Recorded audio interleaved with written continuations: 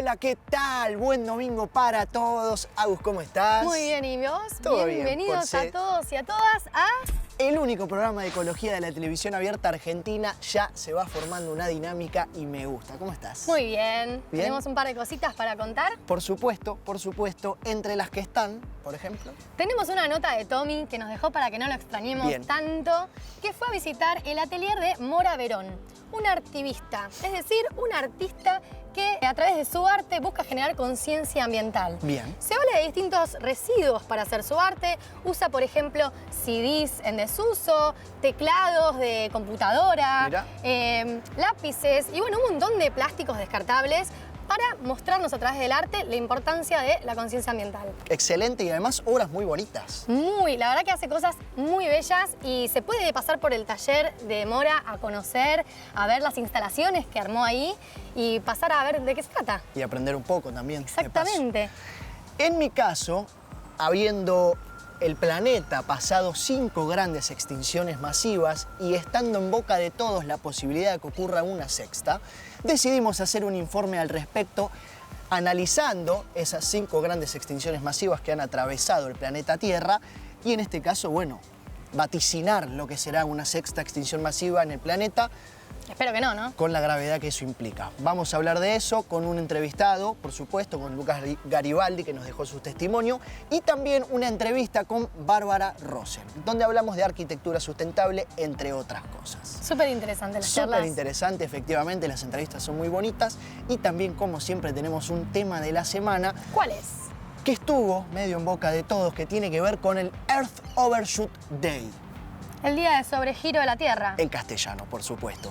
¿Qué significa esto? Es un indicador que nos permite saber cuándo se terminaron los recursos naturales que el propio planeta puede regenerar al cabo de un año. En otras palabras, es una forma de decir que entramos en un default ambiental, ¿no? Que a partir de ahora empezamos a tomar deuda, empezamos a tomar los recursos el año que viene. Efectivamente. Bueno, esto ya ocurrió, lamentablemente el sobregiro ha ocurrido el 2 de agosto y el planeta por ende ha acabado los recursos naturales del año calendario. ¿Qué implicancia tiene el cambio climático en esto? ¿Qué se puede hacer? Bueno, un montón de preguntas que van surgiendo seguramente que serán respondidas en el informe de la semana. Vamos a verlo.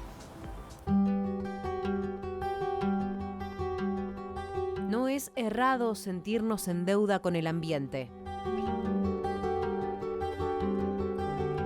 El momento exacto del año en el que se agotan oficialmente los recursos naturales del planeta tiene un nombre. Se lo conoce como el Día del Sobregiro de la Tierra y es una de las fechas más significativas del calendario ambiental. Comprueba de manera incontrastable que los humanos gastamos mucho más de lo que podemos. La Global Footprint Network es la organización no gubernamental que establece con precisión cuándo se acabarán los recursos que pueden regenerarse en el término de un año. El dato resulta de un cálculo entre la biocapacidad, lo que tenemos, y la huella ecológica, lo que usamos. Durante la década del 70, los recursos se agotaban en los primeros días del mes de diciembre. Desde 2005, el día en que entramos en default ambiental ocurre generalmente en agosto. Su adelantamiento a través del tiempo no solo remarca la progresiva aceleración del cambio climático, también expresa las enormes complejidades que representan para la humanidad la sobreexplotación y el consumismo.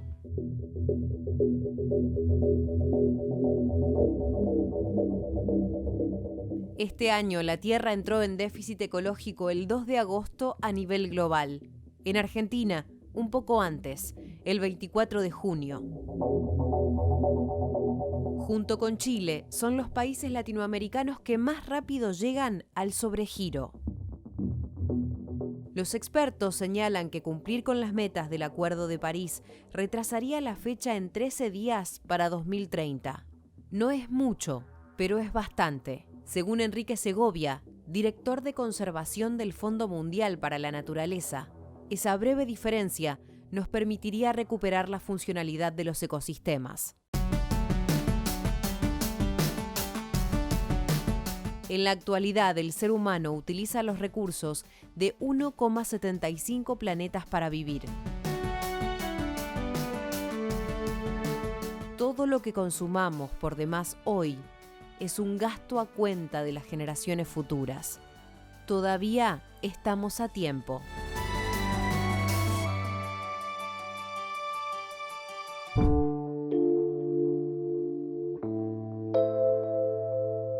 Nuestro planeta ha atravesado 5 grandes extinciones masivas, todas ellas por causas naturales, pero el asunto acá, y desde hace un tiempo, se viene hablando de una sexta.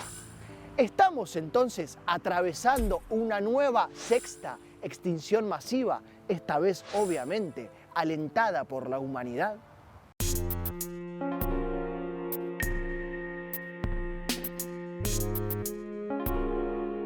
En el año 2016, en una reunión, un grupo de científicos definió una nueva era geológica que sucedería al Holoceno desde mediados del siglo XX y que está marcada por un profundo impacto de la huella humana en el planeta, el Antropoceno. Uno de los rasgos más destacados de esta nueva era geológica es la extinción masiva de especies, y si bien a lo largo de la historia de la vida en la Tierra, las extinciones masivas fueron numerosas, como dije antes, solo algunas cumplen los requisitos para estar dentro del famoso Big Five. Los 5 grandes, aunque está claro quién es el más grande, periodos de 2,8 millones de años en los que han desaparecido más de 3/4 partes de todas las especies del planeta Tierra. Si bien no se la considera dentro de las 5 grandes extinciones, el primer gran golpe de timón a la evolución biológica fue la gran oxidación. Hace 2.400 y 2.050 millones de años atrás, en el Paleoproterozoico, la atmósfera y la superficie comenzaron a llenarse de oxígeno, hasta entonces un gas minoritario en la Tierra que se cree que mayoritariamente estaba cubierta por hielo. Provocado entonces por microorganismos fotosintéticos, una atmósfera rica en oxígeno hizo posible la vida tal como la conocemos hoy, pero a cambio exterminó a todos los organismos unicelulares que por entonces dominaban el mundo y para los cuales el oxígeno era un veneno. Además, un descenso del metano, gas de efecto invernadero, no sé si les suena, sumió a la Tierra en una profunda glaciación, hoy conocida como Huroniana. En el Cámbrico nacieron los principales linajes de fauna de los cuales descendemos la mayoría de los animales actuales, aunque la vida solamente estaba limitada al agua y a las orillas. Hasta que hace unos 443 millones de años, y de forma casi repentina, el 85% de las especies se extinguieron. Se habla de una nueva gran glaciación, esta vez en Gondwana, el supercontinente sur, lo que provocó que baje el nivel de las aguas, seguido de un posterior calentamiento rápido que volvió a subir el nivel de los mares, esta vez dejando a los océanos pobres en oxígeno y ricos en metales tóxicos. Durante el Devónico, conocida como la era de los peces, pero en donde también algunos invertebrados comenzaban a abandonar tímidamente las aguas, también fue cuando la Tierra se hizo verde. Las plantas cubrieron el paisaje y formaron grandes bosques ocupados y habitados por miriápodos, arácnidos y los primeros insectos. A finales de esta era, una serie de extinciones prolongadas por millones de años en conjunto exterminaron a un 75% de todas las especies.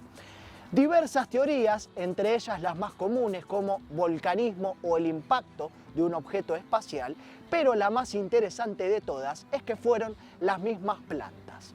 Al no haber herbívoros que controlaran su proliferación, explotaron capturando todo el dióxido de carbono atmosférico, disminuyendo el efecto invernadero y provocando un nuevo enfriamiento global. Además, a ello se le unió por acción de las plantas sobre las rocas, una liberación de nutrientes en las aguas que provocó una proliferación de algas que eliminó el oxígeno del agua.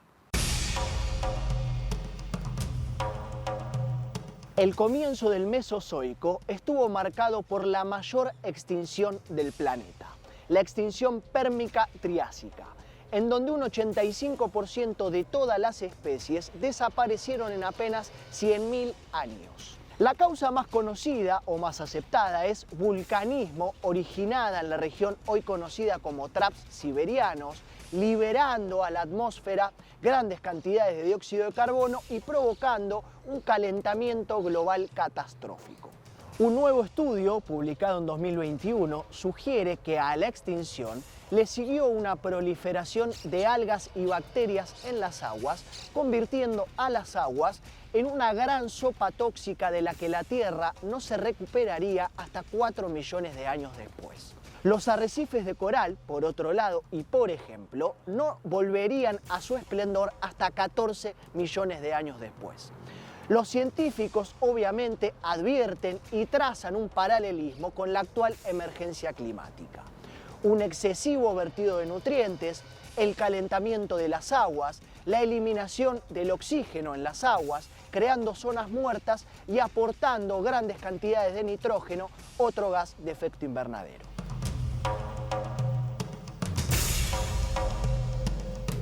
La extinción Cretácica-Jurásica, hace 201 millones de años, acabó con el 80% de todas las especies a raíz de un nuevo cataclismo volcánico, o al menos es lo que se cree, dando paso a la era de la que todos queremos hablar, los dinosaurios.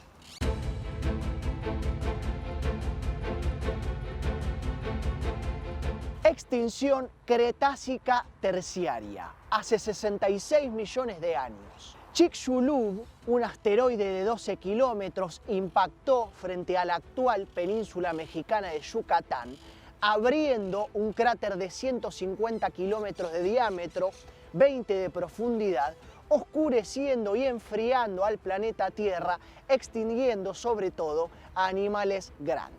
No obstante, no es de todo correcto decir que todos los dinosaurios se extinguieron, porque del grupo de los aviares, animales más pequeños que lograron escapar de la catástrofe, descienden las aves que conocemos hoy, las cuales la taxonomía actual las considera como dinosaurios en pleno derecho. Un breve repaso entonces de las extinciones de la vida en la Tierra, que nos traza algunos paralelismos, esta vez causados por nosotros, por la sobreexplotación de algunas especies, por la destrucción de los hábitats, contaminación, cambio climático, poniendo en riesgo la fertilidad de los suelos y por ende el suministro de alimentos. ¿Cómo, por qué, cuándo sucederá la sexta extinción masiva? Te lo cuenta Lucas Garibaldi. Estamos perdiendo especies a un ritmo súper elevado, como nunca antes en la historia de la humanidad. Y esto sucede para todos los grupos de seres vivos. Lo importante es que esta pérdida de especies no solo tiene impacto, por supuesto, en los valores culturales, sino que tiene impacto en el funcionamiento del planeta Tierra y en la capacidad del planeta Tierra en sostener la vida humana.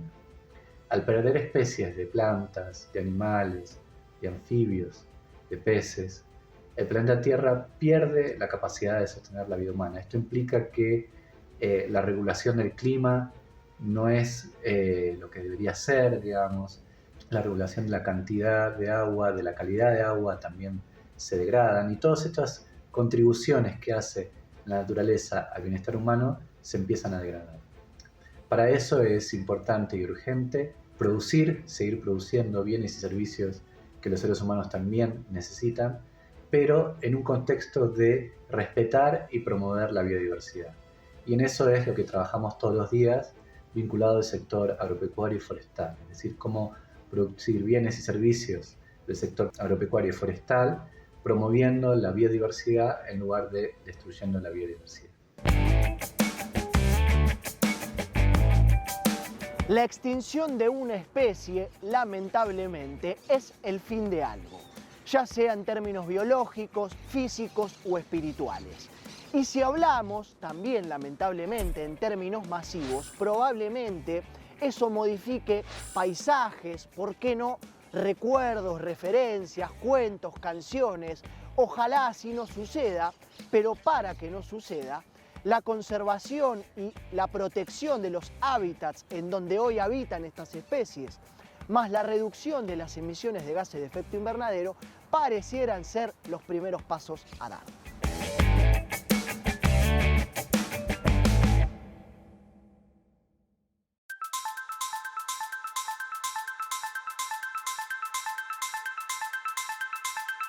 Bárbara Rosen es arquitecta.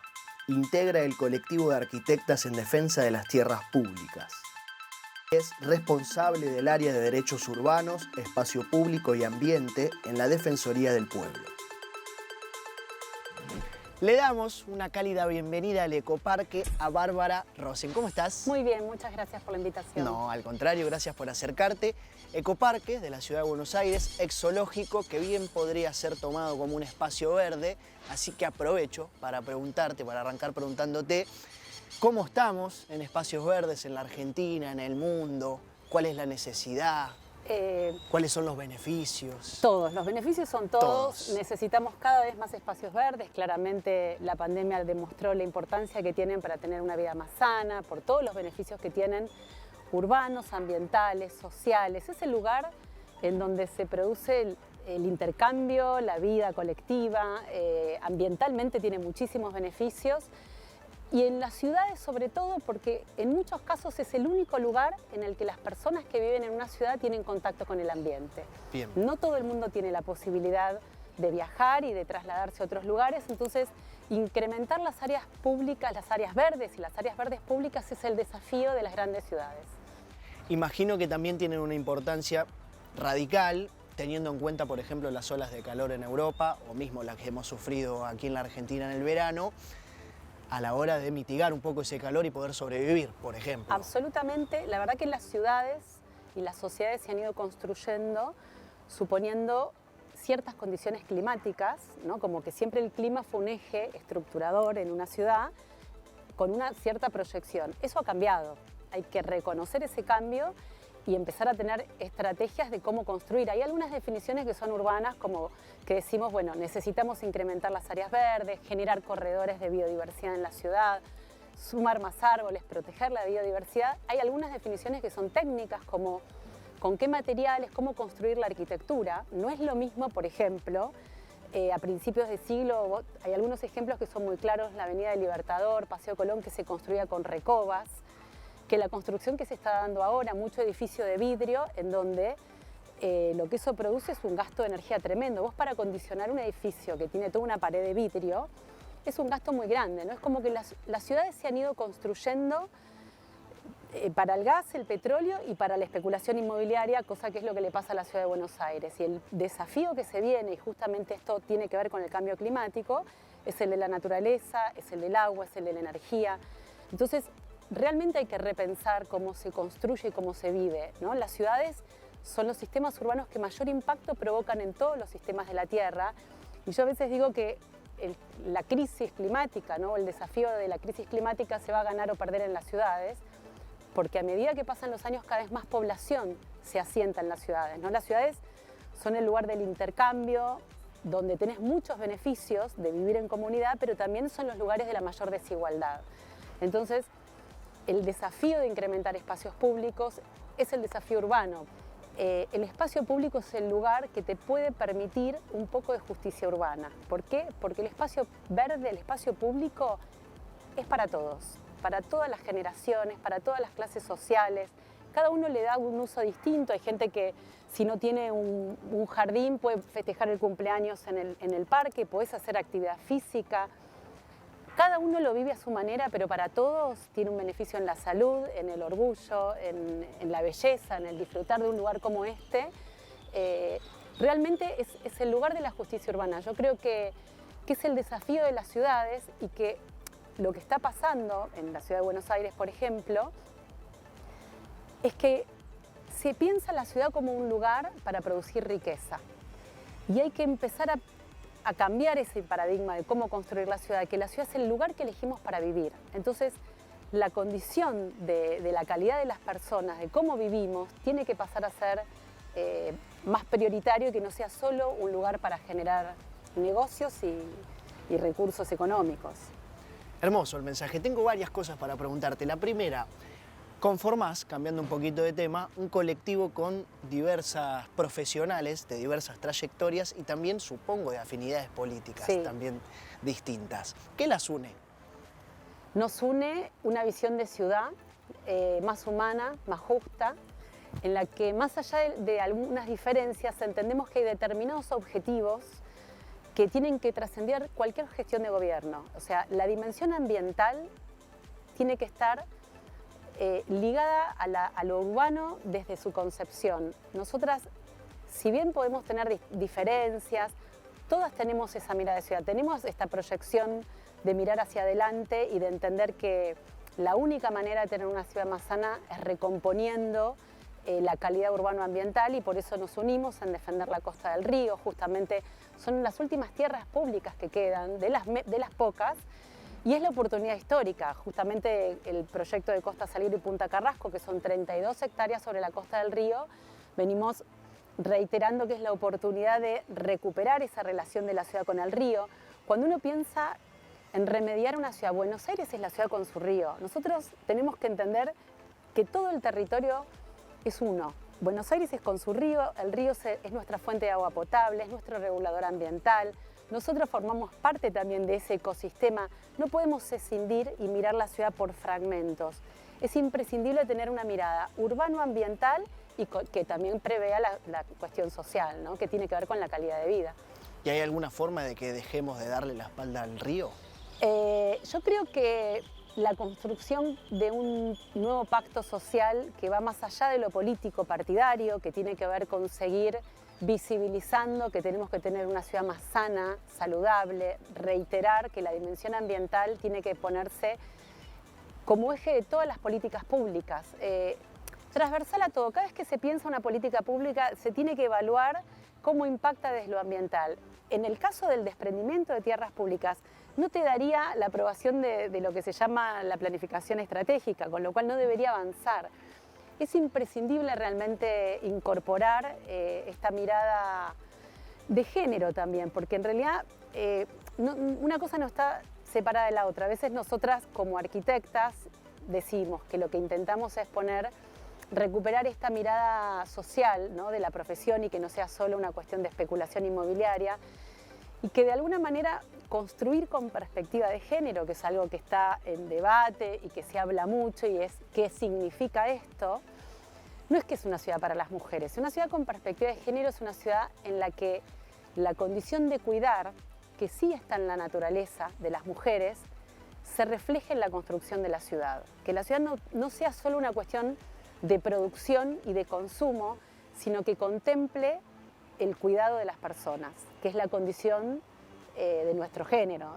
Con lo cual, cuando uno habla de perspectiva de género, de alguna manera lo que plantea es una ciudad que sea como sensible a todos y todas, a todas las desigualdades, que sea inclusiva, que priorice el cuidado de las personas, el cuidado del ambiente, el cuidado de la casa común, del espacio común que es el territorio y del lugar en el que vivimos, ¿no? Como que esta tensión, que la ciudad no sea solo para hacer negocios, sino que contemple que es el lugar que elegimos para vivir.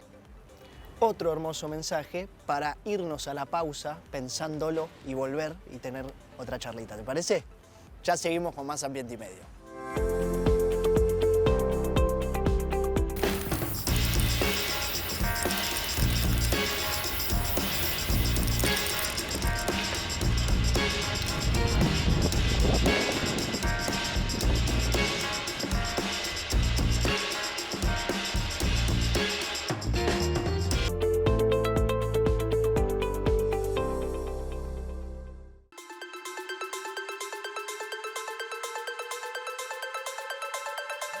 Yo vivo en San Telmo y uno de mis lugares preferidos es la Reserva Ecológica Costanera Sur. Quería hacerte una pregunta en relación a eso, acerca de la ex Ciudad Deportiva de Boca. ¿Qué sucederá ahí?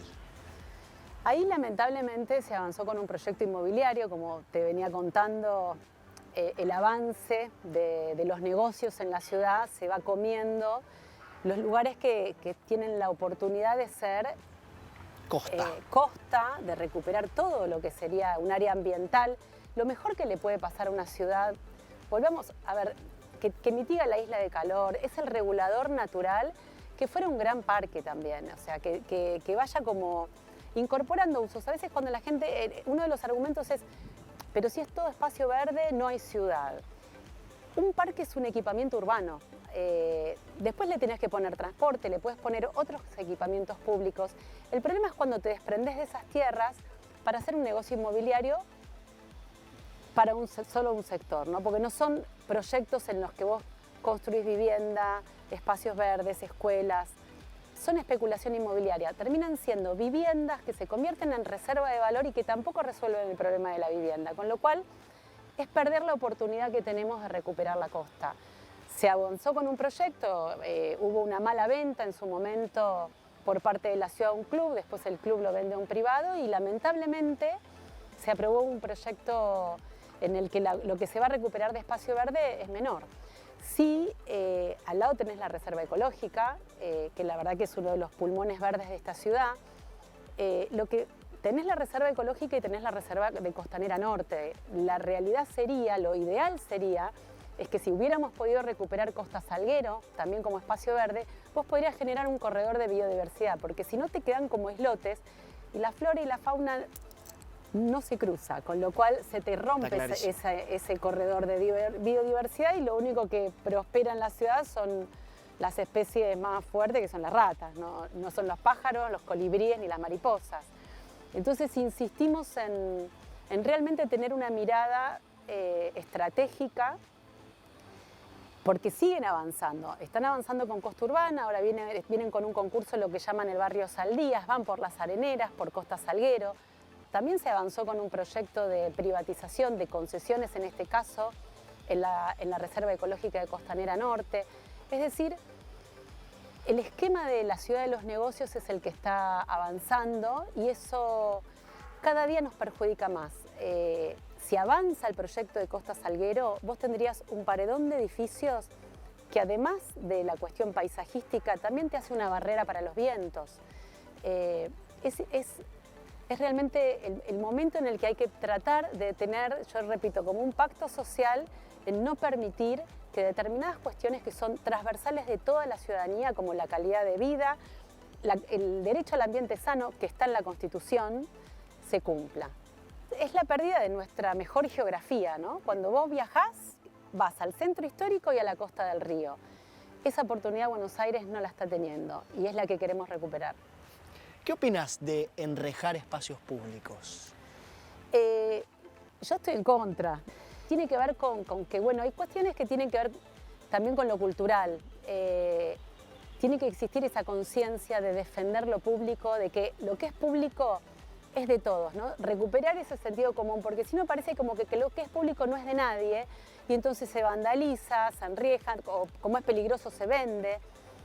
Recuperar esa conciencia de que nos pertenece a todos, que lo tenemos que cuidar, que exista ese cuidado social. Es un cambio cultural que hay que dar y que me parece que es fundamental en la ciudad que se viene. Si todo se privatiza, si todo se enreja, cada vez somos privados más de todo. Y lo público es patrimonio de todos. Recuperar ese concepto es fundamental, porque yo a veces pongo el ejemplo, privatizar espacio público es como que el día de mañana me digan que van a privatizar otro espacio del Parque 3 de Febrero porque es muy grande, porque lo vienen privatizando. Hay un shopping planificado en un predio, lo que es el Gijena, es un shopping para hacer negocios privados en un predio que era parte del Parque 3 de Febrero. Frenar el desprendimiento de lo que es de todos es el mayor desafío en este momento. Ponderar que lo público es de todos y que es el lugar de la oportunidad para tener una mejor calidad de vida en la ciudad. La ampliación de espacios verdes sería fenomenal, pero también entiendo que la conservación de las que ya están es demasiado importante. ¿Qué herramientas se tienen a mano para que no se vulneren aquellos espacios verdes que hoy están. Que, dicho sea de paso, son pocos, porque la Organización Mundial de la Salud recomienda que cada habitante tiene que contar con 10 metros cuadrados de espacios verdes y la Argentina solamente tiene 6. Estamos por debajo claramente, pero ese es el rol del Estado. El gobierno de la ciudad tiene la obligación de proteger los espacios verdes. No es un gasto, es una inversión. Lo que hay que entender, hay que cambiar esa ecuación, que a veces dicen no hay plata, se descuida, entonces hay que sacárselo de encima. No es un gasto, es inversión en la calidad de vida de quienes vivimos, transitamos y disfrutamos esta ciudad. Para el desafío final, quiero que nos sumerjas en una ciudad ambiental, ecológica, amigable, con perspectiva de género, ¿por qué no? Que me armes ese diseño de ciudad ideal que queremos, por supuesto, para la ciudad de Buenos Aires. Yo lo tengo clarísimo. Perfecto, bueno, entonces agárrense y escuchen. Creo que, y anoten, pero sobre todo. Es que es una cuestión de decisión política. Creo que los instrumentos urbanos y las posibilidades técnicas existen. Lo que hay que tener es decisión política. Necesitamos, la verdad que creo que quienes tenemos ese compromiso de tener una ciudad más justa, más ambientalmente saludable, deberíamos poder incidir en las decisiones de la ciudad. Eso es lo que está faltando. Entonces, parte de la creación del colectivo de arquitectas tiene que ver en que las mujeres profesionales no tenemos lugar en la toma de decisiones en la ciudad. Y justamente lo que estamos proponiendo es esto, es una ciudad que proteja sus tierras comunes, su espacio público, los recursos están, entender que no es gasto, que es inversión, que el desafío es recuperar las tierras públicas, es seguir incrementando los parques, es cambiar esa concepción. No es tan difícil, es, repito, volver a poner el cuidado de las personas, de los que son los espacios públicos y del territorio, como objetivo en lo que es la construcción de la ciudad. Y volver a abrazar al Río de la Plata, que lo tenemos allá olvidado, pobre. Exactamente. Gracias, Bárbara, por haberte acercado. Y nosotros seguimos con más Ambiente y Medio.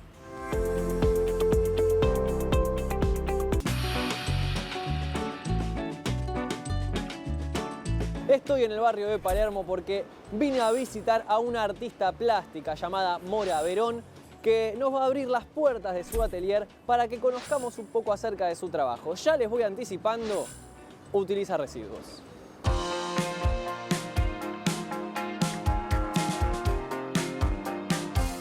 Estamos con la artista Mora Verón. Muchas gracias por recibirnos. Un placer. Estamos en tu atelier, ¿no es cierto? Así es. Muy bien. ¿Nos querés contar cómo arrancaste a ser artista?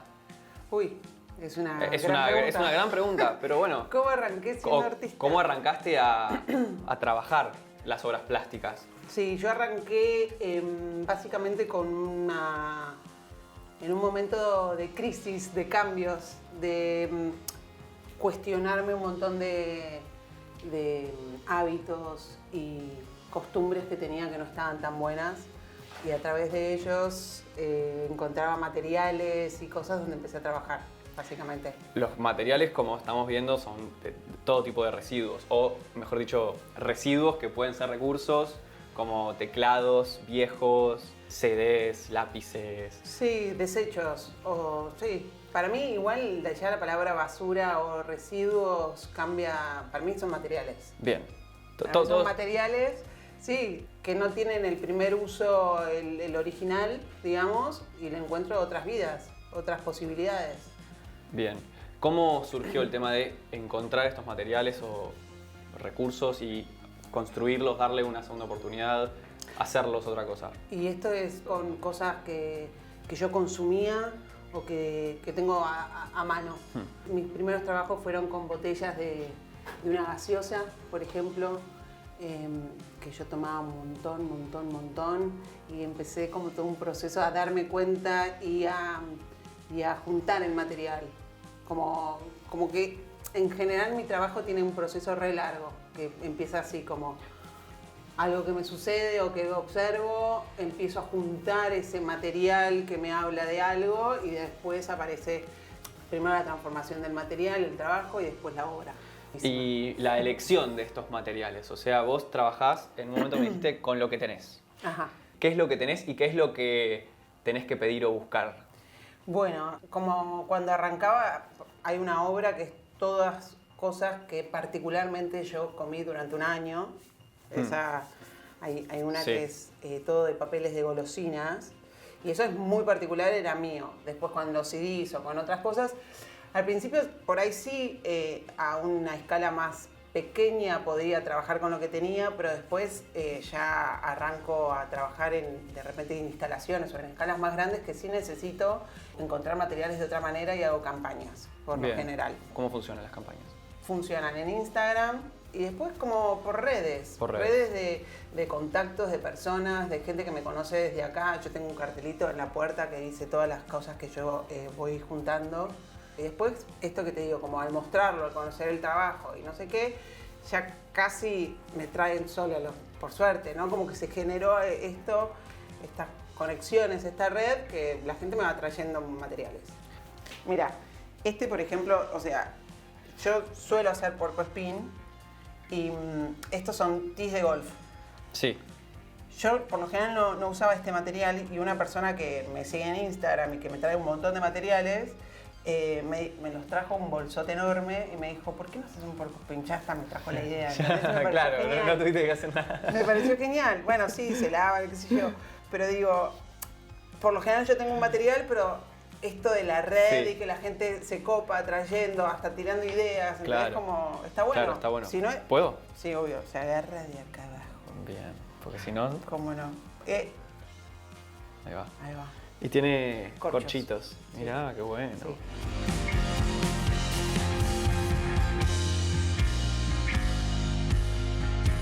Bueno, acá en esta sala tenemos lápices, tenemos clavos, tenemos el puerco espín con los cositos de golf. ¿Podemos ver otra sala con otros materiales? Obvio. Vamos. Vamos.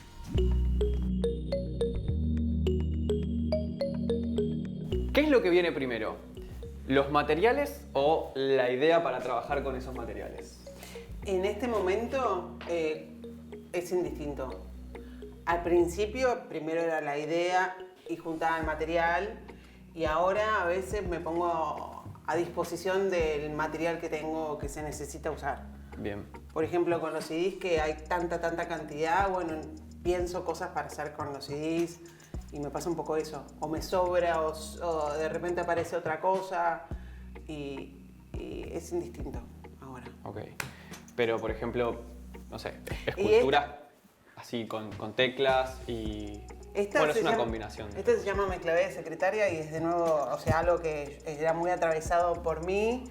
Y entonces primero estuvo la idea y buscaba los materiales para esa idea. Bien. O lo mismo la otra que te comentaba, donde primero yo tenía esta idea, en realidad no sé cómo fue. Como que primero noté que sucedía algo y encontré el material y después apareció la obra. Bien. Pero ahora no, ahora me traen, tengo un montón de teclados y trabajo a partir, que yo creo que también cambia mucho con la posibilidad de tener tantos materiales.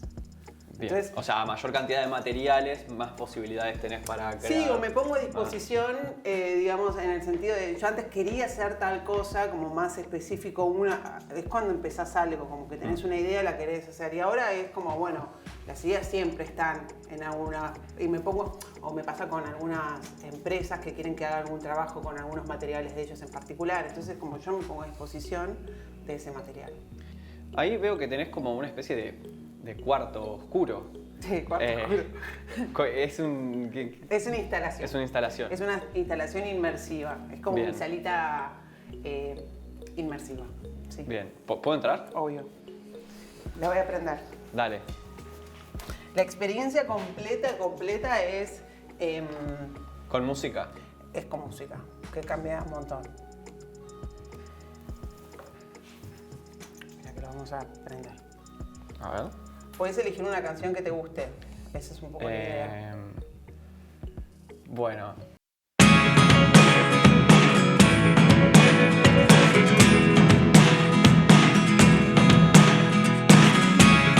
Never really know what's going on.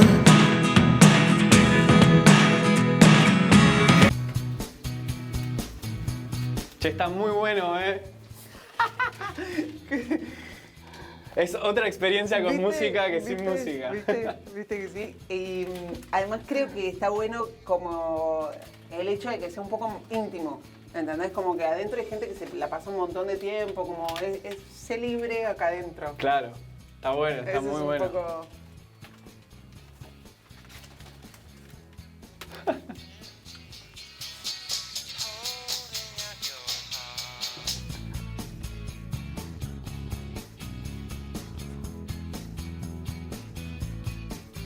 Me contabas antes que fuiste personalidad destacada de la cultura. Sí. ¿Cómo fue eso? ¿Qué significa para vos? ¿Qué crees que representa? Que también un artista que utiliza basura para sus obras, ¿no? Como desde ese lugar. Descartes. Sí, descartes, residuos. Residuos, sí. Nada se transforma, nada se tira, todo se Nada transforma. se pierde, todo se transforma. No, lo que pasa es que por ahí la basura la tomo más como cosas orgánicas para mí. En realidad no, ni siquiera eso no es basura. No sé, es una palabra basura. Para mí ya me hace ruido. Hace ruido. Sí, hace ruido, un montón de ruido la palabra basura. Volviendo a tu pregunta, estuvo espectacular. La verdad para mí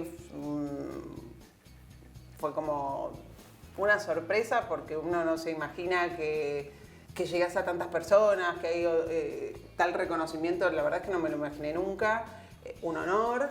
Y fue además una ceremonia, un evento, algo que fue re lindo, recontra lindo. Fue en la legislatura, que es un lugar espectacular, la verdad.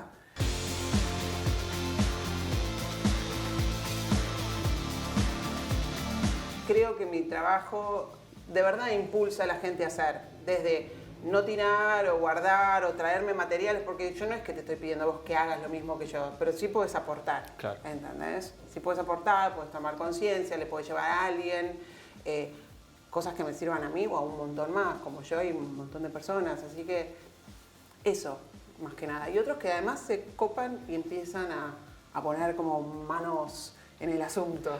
Muchas gracias por recibirnos. No, un placerazo. Seguimos con más Ambiente y Medio.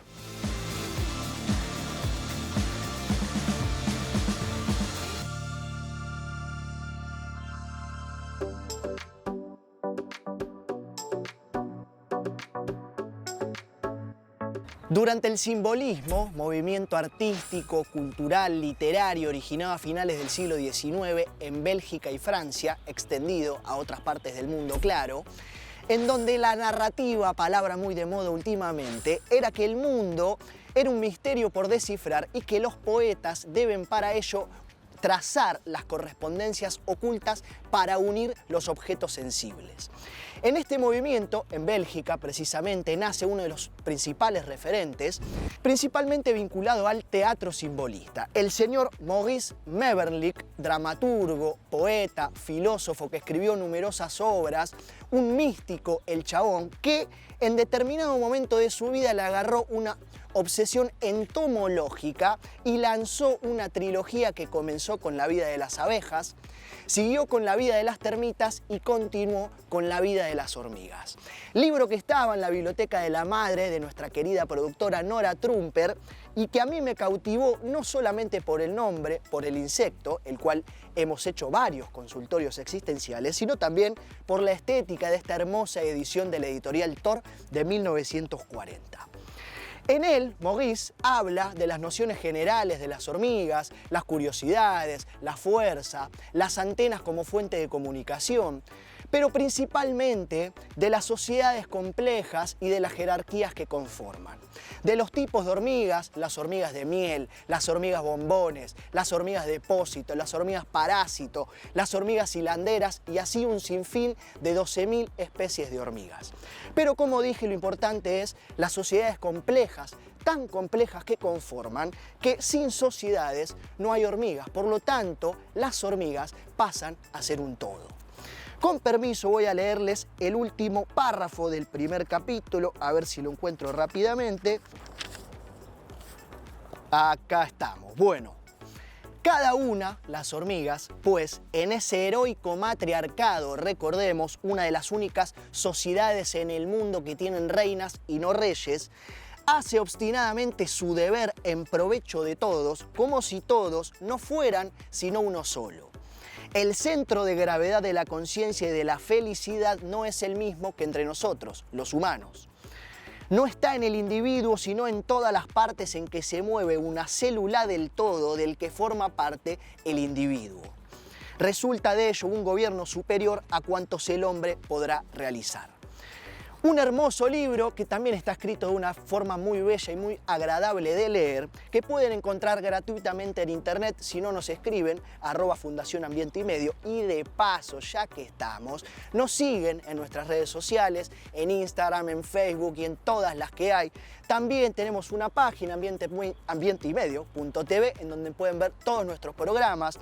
Tenemos un canal de YouTube espectacular, con todo segmentado, todos los programas, divino para ver, en el que sí o sí tienen que suscribirse y activar la campanita, porque eso nos ayuda mucho. Porque nosotros somos Ambiente y Medio y hacemos contenido ambiental. Nos vemos la próxima.